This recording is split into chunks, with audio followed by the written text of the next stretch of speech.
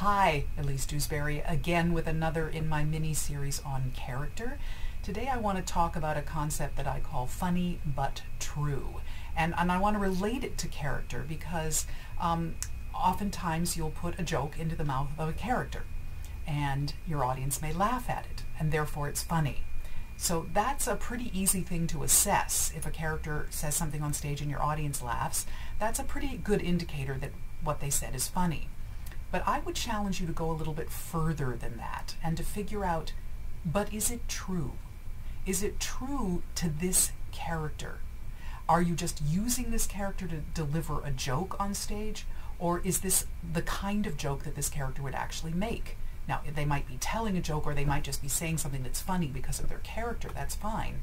But really, again, I keep using the word ruthless. Be ruthless with yourself to make sure that this joke is something that would honestly come out of their mouths. An example that I've given before is if you have a young, naive woman who hasn't gotten out in the world very much and has been very isolated and insulated, and then she makes a joke that is sexual in nature.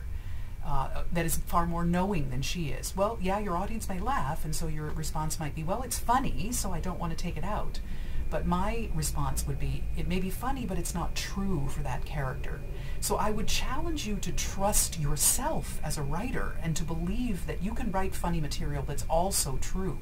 I don't think it's ever valid to keep it just because it's funny.